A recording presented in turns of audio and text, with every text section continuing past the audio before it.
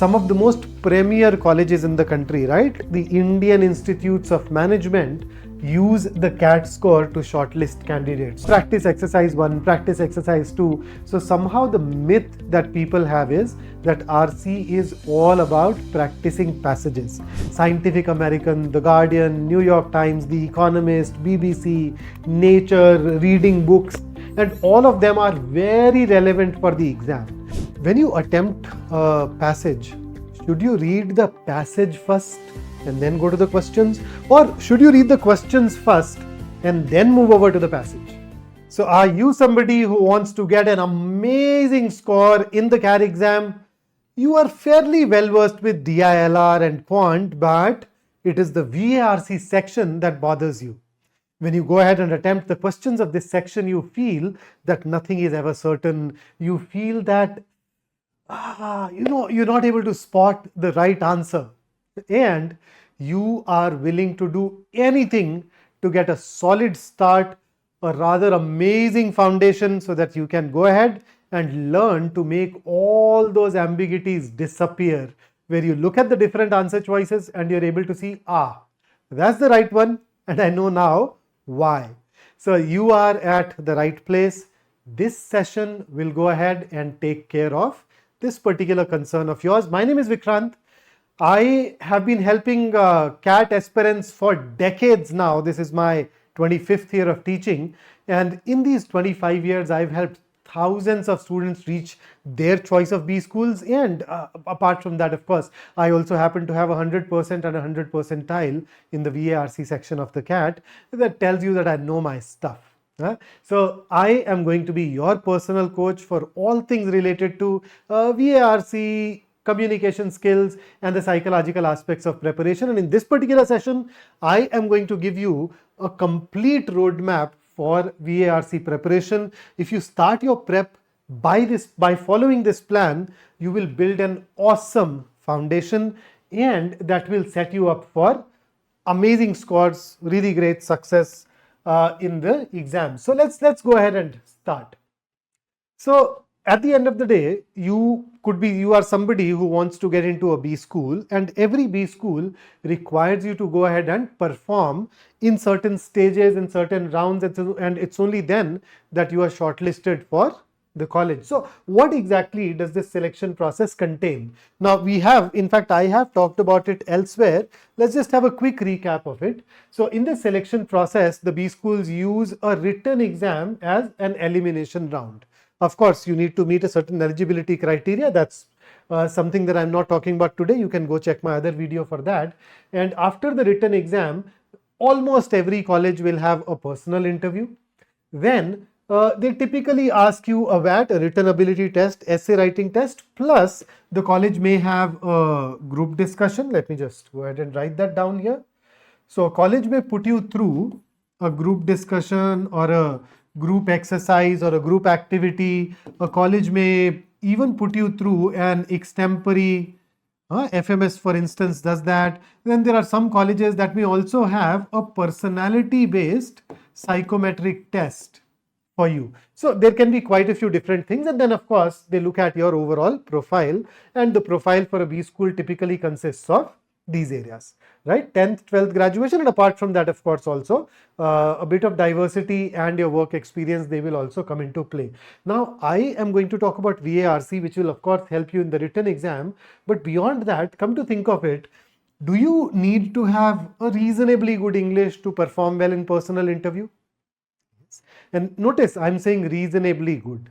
You don't need to be amazing at English, but you need to know enough in order to communicate properly, in order to ensure that your ideas reach the panel member, and therefore it comes into picture. Similarly, essay writing, English plays a role. Group discussion, group exercise, English plays a role.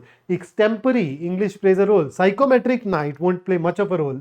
But then of course profile is beyond the point, but then we are talking about an area which is not limited to just the written exam. It will help you in a lot of your subsequent stages as well. So out of these, so when we talk about the written exams, we obviously think in terms of the CAT, the XAT, the SNAP, NMAT, CMAT, Maharashtra CET, and if you're focused on colleges internationally, GMAT. In fact, quite a few Indian colleges also take the GMAT score nowadays.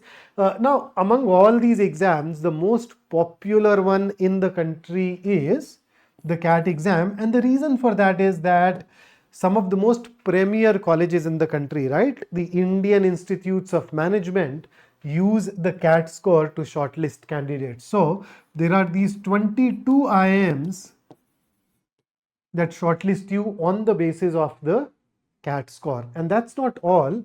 Apart from that, you'd find some 1400 more B schools that accept the CAT score as a shortlisting criterion. So it's a single exam that gives you access to a really large number of colleges. Quite a few of them are absolutely top of the heap in our country, and that's why this is the exam that a lot of people would primarily focus on. So what exactly do we have in the CAT exam? Let's spend a moment on this. So the CAT exam essentially has 3 timed sections that we are asked to go through. So you can think of it as not a single exam. It's basically 3 exams that happen back to back without any break. So the very first exam / section is the VARC section. We can popularly call it English or verbal, whichever way you fancy putting it. Then we have a section called data interpretation and logical reasoning. And the third and the final section is quantitative aptitude or quantitative ability. Right. So these are the 3 sections that you have, and in each one of these 3 sections, if I take you through the history, VARC has contributed around 24 questions over the last 4 years. DILR contributed 20 questions. Last year in CAT 24, they were 22, and then the data for quant is also here for you. And that carries the total marks. So every question in the CAT exam carries 3 marks. And you need to essentially you get enough scores within the 40 minutes allotted to each one of these sections. So in these 40 minutes, you're supposed to answer VARC, DILR another 40 minutes, quant another 40 minutes. So all in all, you have 68 questions to be answered in 120 minutes. Now in this process, what exactly is our goal? We want to get 99 percentile plus. Since your shortlisting also depends on your profile, we can't be 100% certain of what score will lead to a definitive call. Now, in some cases, let us say you are a general category engineering student who happens to be a male, and your profile is okay, it's not bad, not good. In that case, I think even a 99.7 percentile can at times turn out to be inadequate. But then, if you are somebody who has an amazing profile, the percentiles can come down. In any case, this is the target. We definitely want to cross 99 percentile in order to get access to most of those premier colleges. Depending on your profile, of course, you would add point something to 99 in order to perform really well. And within this, we are going to focus on verbal ability and reading comprehension to help you inch closer to your overall goal. So what do we actually get in the verbal ability and reading comprehension section? So as the name suggests, you can divide it into 2 areas, VA and RC. RC, reading comprehension, happens to be the dominant area which contributes 16 questions. So if I look at the last 4 years, this area has given us 4 passages where every passage happens to have 4 questions asked. And then we have verbal ability that contributes another 8 questions. They are spread over different types. So as of now, if I look at the last decade of the CAT exam, we've had 4 different types of paragraph-based questions that the examiner has gone on to test us on. Okay, so that's the broad sweep, the broad scope. Now let's pick these up individually so that I can talk about the nuances, and along with that I will also talk about what it is that you can do in order to build a really strong foundation in order to start your preparation. So starting with reading comprehension. So I can say that reading comprehension essentially is an evolved form of unseen passages, right? So you've all gone through unseen passages, but it is an evolved form, which basically means that the passages may not be as easy as you have seen them in your school level exams. So they definitely represent the next level of ability here. So 4 passages asked from diverse subject matters, and there are these different question types that are designed to test different competencies. Okay, so as long as you are able to handle these two things successfully, you definitely go ahead and get a great score. So what exactly do you need to do? Now, this is one area that a lot of people struggle with. They don't even know the syllabus of RC. Now, let's compare it with something like quant. The syllabus of quant is so very obvious. Why am I saying that? If you pick up a quantitative ability book and you look at the index, you notice that you have all of those different chapters. So you know that you're supposed to go through time, speed, distance. You're supposed to go through time and work. You're supposed to know integers. You're supposed to know quadratic equations. So the syllabus is very obvious. On the other hand, if you pick up most of the RC books, you'd notice that the index generally gives you practice exercise 1, practice exercise 2. So somehow the myth that people have is that RC is all about practicing passages. Now, yes, you cannot excel at RC without practice. But then it is not about just blindly practicing passages. Those passages and those questions are designed to test certain competencies, certain abilities. If you don't focus on those, chances are that your score may remain a little underdeveloped. So the very first thing that you need to do for RC is build skills. So what is a skill? A skill is an area where through structured practice, through, in fact, let me add one more adjective here, through consistent structured practice, you are able to turn some techniques into your muscle memory. You start doing certain things on autopilot.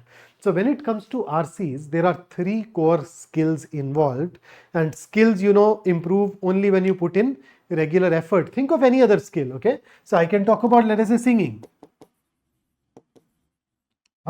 You can talk about playing a sport.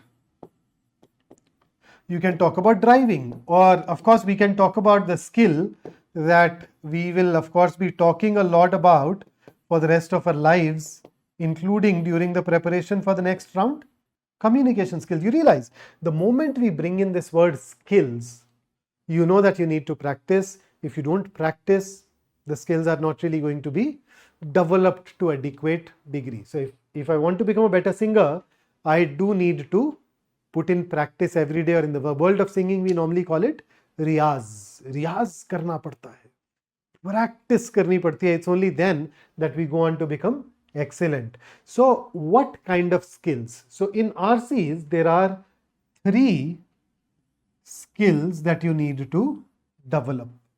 So they are practically the core, the heart of the entire section. So what are these 3 skills in RC? The very first one is increase your reading speed. Now, of course, when it comes to the CAT exam, the equation looks pretty manageable, right? You have 40 minutes and you have 24 questions. So you do get a shade under 2 minutes per question. Chances are that speed may not be a critical issue here, but then, you know, there are times when you are stuck on a question and you want to think for a little while longer.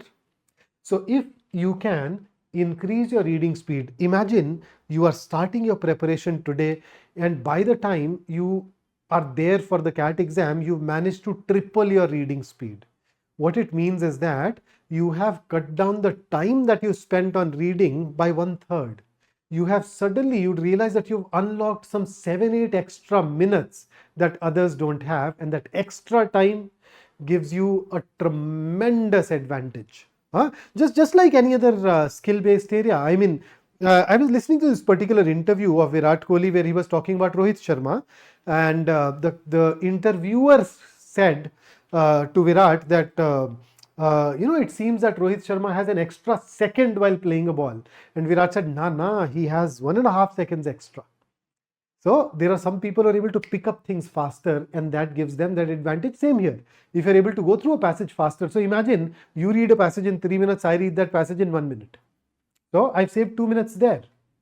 And now I can spend those 2 extra minutes thinking over answer choices and eliminating them, which will increase my accuracy rate. So if you read faster, you're definitely going to do better. Now what should you do for this? Put in a speed reading session on your calendar. So I'll not dive into great detail, but I'll help you start. So every day pick up a work of fiction, preferably a soft copy, because most of our exams are computer based now, where you are going to push yourself to read fast. So open a book on your laptop and read as fast as you can. Do it for at least 15 minutes every day. And my recommendation will be that you start with a work of fiction, and then we can add some way of tracking it, and then we can later talk about all those different aspects that can prevent your growth as a speed reader and what you can do for each one of those aspects. So for example, there are some people who vocalize. Then bol ke padhte hai, their lips move, their tongue moves. That's something that can prevent your growth. So there are certain things that you can do to fix it. Vocabulary can be another issue, another area. So there can be various facets, but then, as I said, all the how-tos will work only when you've started practice. So please make sure that you put in or you take out 15 minutes from your schedule every day where you are reading something fast as you can. The primary thing in this session is speed. Whether you're able to understand everything thoroughly or not is not even that important in this particular session. Then the second key thing is you need to enhance your level of comprehension. So it is not that you do not understand when you read things, but then you may not be capturing everything that the author wanted to convey. Maybe you understand only 60% of it. And when the passages become tougher, when the passages become challenging, maybe your comprehension level goes down even further. So how do you enhance your level of comprehension? So in order to do this, I would want you to read preferably non-fiction. If non-fiction is a bit too much for you right now, you can start with fiction. Okay. So if not right now, then at least eventually you want to move towards reading non-fiction. So the idea is, I want you to take out some time from your calendar every day, and let me put that down as well. So I want you to take out at least 25 minutes from your calendar. In these 25 minutes, I want you to read something which is appropriately challenging. Now, what do I mean by appropriately challenging? So you've had a unique journey of life where you are at a certain place when it comes to comprehension. Okay, there are certain texts that you're comfortable reading. So you develop as a reader by going outside of your comfort zone. So I want you to go ahead and pick up those things that are a little beyond your ability today, a little beyond. Okay, so read something that you understand around 70-80% of. So pick up texts that you are able to understand around 70-80% of. Now, which text would that be? I don't know. You are the best judge for that. Okay, so do not blindly go by the random suggestions that we give. For example, a lot of us, I'm of course one of them, we talk about going through Aeon essays, Scientific American, The Guardian, New York Times, The Economist, BBC, Nature, reading books, and all of them are very relevant for the exam. If you can deal with an Aeon essay or a New York Times article or an Economist, or maybe some book on philosophy, psychology, political theory, that'd be amazing. You should definitely go ahead and eventually read those things. But maybe you are somebody who's not at all into reading. So in that case, it's a good idea to start with something that is lower down the hierarchy, lower down the pedestal, lower down the ladder. Okay, so maybe you can pick up a newspaper. That's a good starting point. Read the editorial page and see whether you're comfortable with it or not. So in case you're comfortable with the editorial page and you think, this is not challenging me, switch up. Then how about reading The Economist and the New York Times and the Guardian? If you're comfortable there, maybe you can move over to Eon essays. If you're comfortable there, maybe I can start recommending you some philosophy, psychology books. On the other hand, if you read a newspaper and you're like, damn, this is challenging, I'm able to understand only half of it. In that case, just take a step back. Maybe start with something which is easier still.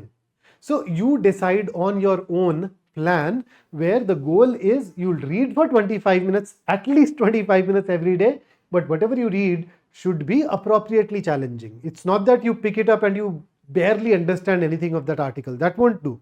But you need to understand around 70-80% and then you can move towards it. And eventually the goal is to be comfortable with reading hardcore non-fiction. Okay, so that's the game. And then the third thing that I want you to do is improve your passage retention. So whatever you read in a passage, you should be in a position to retain it in your mind. As I call it, you need to have the ability to generate a mental overview of the passage. So here, another activity for you to start with. Pick up your newspaper, go through an editorial. So on the editorial page, you find a lot of articles, but typically on the left-hand side, so let's say this is an editorial page. So typically on the left-hand side, you find two articles which are written by the newspaper editor. And then you may have some open editorials which are written by the outsider. So I'm talking about these smaller ones which are written by the editor. Okay, pick it up, read it, put the newspaper aside, and then summarize that particular editorial using your memory. So write down all the key ideas that the author discussed. And once you become comfortable with it, I can add some more nuance and we can take you to the next level. But this is the starting point of the journey. And because these are skills, the more often you practice it, the better it is. So ideally, you would want to do these things every day. So 15 minutes of RC, 25 of comprehension, and maybe another 10 odd minutes to retention. And if you can spend even more time, please go ahead, put it in there. Let's not forget that reading comprehension is almost 25% of your entire paper. And this is an area which will also eventually help you with interviews and VAT and all those other things. So pretty valuable at that, I'd say. So make sure that you do take these three things very seriously. Apart from that, of course, there are more things to learn. And those things are, so after a passage, you have different questions. So you need to understand each one of those different question types. So for instance, when we look at these RC questions, we can broadly categorize them into three different categories or divide them into three different categories. So you have fact-based questions, you have comprehension-based questions, and you have reasoning-based questions. Of course, there are a couple of question types that will go beyond this as well, but more on that later. So, for instance, there are times when the examiner asks us for the main idea of the passage, the most suitable title of the passage. What does the author mean by this? By this sentence? What is he trying to convey? Why has he used this particular example? Which of the following would strengthen or weaken the author's stance? So all of these different types. So see, if you do not know what that question stands for, if you do not even understand that question, then obviously the probability of getting that question right is not going to be very high. So you need to go ahead and understand every single question type, and apart from that, you would also know what kind of approach or strategy you need to adopt while looking at the answer choices. So for instance, now if you ask me or if you give me a question in RC, say which of the following weakens, I instantly know that by weakening I mean that the passage contains an argument. Every argument has a conclusion, it has some premises, it has some assumptions. So I am looking for an answer choice that challenges or questions my premises or my assumptions Not my as in the author's premises or the author's assumptions. So because I have that clarity, I'm able to move ahead in a very systematic, planned manner. If you don't have that clarity, you'd obviously struggle. So figure out all the different question types and what they stand for, and this is where the classes become very useful. So when we work together in our classrooms, that's exactly what we go ahead and focus on. But if you're preparing on your own, that's the kind of thinking that I want you to bring in. Now, also very often when you go to the answer choices, you will notice that there are times when you get stuck, where you're confused between two answer choices. So you also need to learn the strategies that allow you to eliminate those close answer choices, and these strategies vary from question type to question type. Okay, so you need to know about that as well. Then you need to know about the different approaches that one can adopt towards RC passages. Hang on, let me ask you something. When you attempt a passage, should you read the passage first and then go to the questions, or should you read the questions first and then move over to the passage? So you realize these are just two of those different ways in which you can approach RC passages. So which one of these two approaches is going to be a good approach according to you? And there are 4 more, by the way. So once you know about the pros and cons of each one of these approaches, you will know which approach you need to adopt in a given situation in order to maximize your score. So that's another. Then you also need to eventually develop RC specific test taking strategy. So preparation and all is fine, but in the exam you are supposed to go through multiple passages, plus you also have those VA questions. And the basic idea is that in the exam we want to maximize our score, which means that we would want to go from easy questions to difficult questions. We would want to start with less time consuming questions and then move towards more time consuming questions, so that we are able to attempt as much as we can and get as many of them right as we can. So how do we do this when it comes to reading comprehension? So that finer nuance is also there. And finally, one last thing that you need to bring into the metrics is your comfort level with different genres. So if you look at RC passages, they come from a wide variety of areas. If I talk about the last few years, we have had a lot of passages that have been based on anthropology, sociology, science and technology,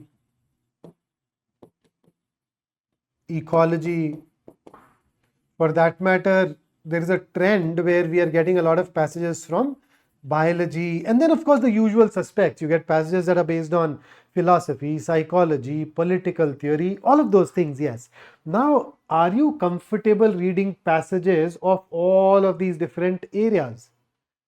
Now, when you practice, you need to map your comfort level with different genres, and in case there is a particular genre or a particular subject matter that you are not very well versed with or you don't feel comfortable with, then you need to take some measures that make you comfortable with that genre, and those measures would typically involve reading more of that area, and in some cases maybe reading an introductory textbook of that particular area, but that depends on what kind of area that is and what kind of challenges you face.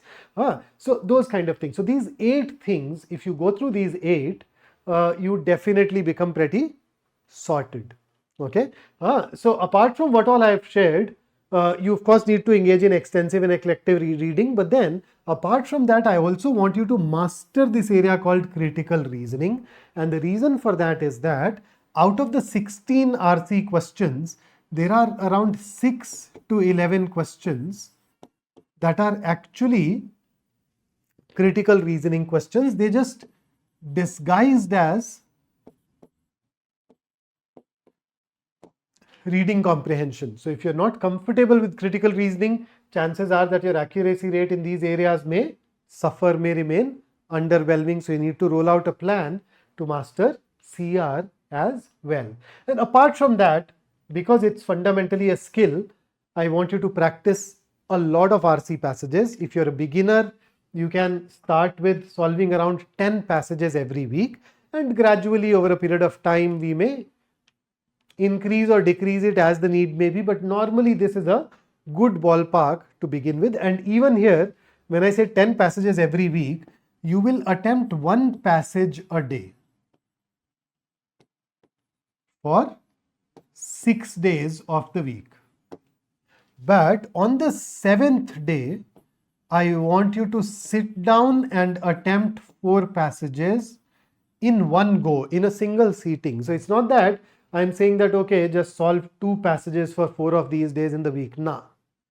6 of the days in the week, 1 passage every day. On the 7th day, 4 passages in a single go. That's how I'm talking about these 10 passages every week. And that's the number that you would ideally want to start with. So that's basically the core of RC. And then alongside that, look for patterns in your mistake. Are there particular question types that are bothering you? Is there a particular genre that is bothering you more? What is the nature of the mistakes and what is causing it? Once you start thinking along those lines, you automatically know what corrective action you need to take. And in case you are not able to figure it out, you can always choose to work with me where I can guide you along that journey. So that's about RC specifically. And then when I say verbal ability, there are 4 different question types that we have been asked over the last decade. So we have had para jumbles, paragraph odd one out, para summary and para completion. In fact, in the last 3 years, we've seen a new variety of para completion called sentence placement questions. So you want to focus on para completion, particularly on this variant of para completion. Now, how do you go about doing this? So first thing, it does require a comfort level with RC. So make sure that you do begin with RC and focus on that. But after that, a large part of these questions were designed to test your ability to write well. So for a B school, your writing skills matter a lot. But it's difficult to test those writing skills directly at the very first level of interaction. So they've chosen these question types as a substitute for your composition skills or the testing of your composition skills. So treat each one of these 4 question types as a chapter where you would want to go ahead and attempt them in this particular order. Where the idea is you go through, you work with para summary, master it, move over to para jumbles, master it, move over to paragraph odd one out, master it, and then finally move over to para completion. But then make sure that you're writing every day, even if it is for just 5 minutes. And let's not forget that the CAT tests you on VARC, but VARC are built on the foundation of grammar, vocabulary and reasoning. So if your foundation is weak, you're likely to struggle. So make sure that you do look at verbal reasoning. With RC, I already talked about mastering critical reasoning, so you do need to do that. Then vocabulary and grammar are both knowledge-based areas and you need to work on these as well. So it's not that you'd work on just these 2. And because VA, all these paragraph based questions are the top of the pyramid, it's a good idea to focus a lot on the bottom 4 before you start paying attention to VA. Just start writing and then plus work on these things. Okay. So otherwise RC we've already talked about is skill. VA is mostly technique based area. So some more additional things that you then can do is work on vocabulary for 15 to 30 minutes every day and go through a grammar book twice by reading at least 7 pages a day. Now, what should you do for vocabulary? I took a session a long while ago on vocab strategy. I'll take that again and I'll share that with you. You can go through that. And for grammar, pick up any basic book which is targeted at high school students. So something like, say, Renan Martin, but that can work. Something like S.P. Bakshi is also a very popular book. So you can pick that up and go through it. But please make sure that you go through it twice. And in case you are interested in targeting exams other than the CAT as well, which is something, by the way, I highly recommend, you would find that these are directly useful there. You get grammar based questions, you get vocabulary based questions, and these are areas that you cannot really develop in 2 weeks, 4 weeks. They are pretty vast. So it's a good idea to devote a lot of time to these, and then eventually, particularly for grammar, if you're writing the OMATs, I would urge that you go ahead and work on all of those practice questions as well. So that's basically it for a VARC plan. Start here. I've taken you through all the different components. And if you want to know more about any of those components, please don't hesitate in getting in touch with me. This is the link of my Telegram group. You can search it by the name, or you can scan this QR code. And let's not forget that if you give 100% every day, there is absolutely nothing and no one that can stop you from achieving your goal. Now you have the plan. Before you ask any question, any advanced question, I'd say that pause. Give your 100% towards executing the plan that I've shared with you. And after that, once you think that, okay, now I've reached the level where I need help to move ahead, get in touch and I would love to guide you further. So that's it from me today in this particular session. I look forward to meeting you once again in the next one. Until then, execute, execute, execute. Spend every minute that you can towards your CAT prep. And I definitely see you in a B school of your dreams in due course of time then. All right then, take care. Have a great day ahead.